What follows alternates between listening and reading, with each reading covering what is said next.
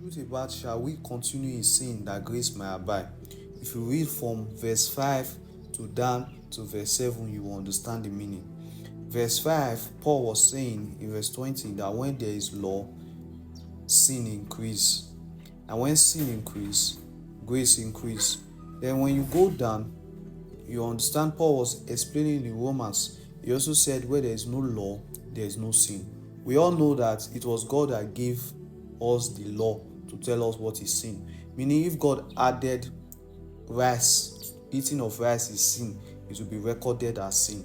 Just as Peter told God, Jesus, when he saw a vision and said, you are saying me to eat these unclean things. You know I will not eat these unclean things. And Jesus said, don't say what I've made clean to be unclean. So it was the same God in the Old Testament that said, all this law and these ordinances, you must keep it to get blessing.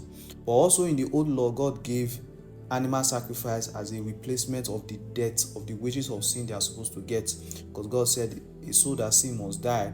But God also gave them an animal sacrifice to offer every year that will take the replacement of their debt, which they did every year. I'll put the verses there. They offer sin sacrifice. Who break the law and all that offered it, because all the law God gave us from starting of time, we were breaking the law. No humans have the capacity to keep the law.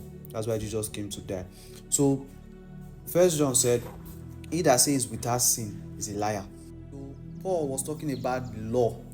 I was not talking about sinning naturally, because even Paul, no man is without sin. God saved the spirit. In the Old Testament, everybody would confess their sin on a goat, and they will unalive the goat as a sacrifice, as the wages of sin. God does not forgive and just say go. You must pay. Cause must follow. Adam sin, cause follow. That's how when you sin, cause follow. Cain sin, cause follow. Then God introduced animal sacrifice to take the exchange of our sin, because we cannot meet God's standard. If you sin today, if you lie, you cry nothing tomorrow. God is supposed to punish you, but all the punishment is on Christ. And stop saying, "Oh, I did this one deserve punishment. This one is small sin. That's why God did not punish me. God forgive me." No, you are letting Satan take advantage of you. From starting to the ending, from Exodus, God gave the law. Nobody was able to keep the law. Nobody could keep the law. We all break the law because our flesh loves sin. So that's why God did not come to condemn us that our flesh loves sin, but God came to die for us. So he took the punishment for us.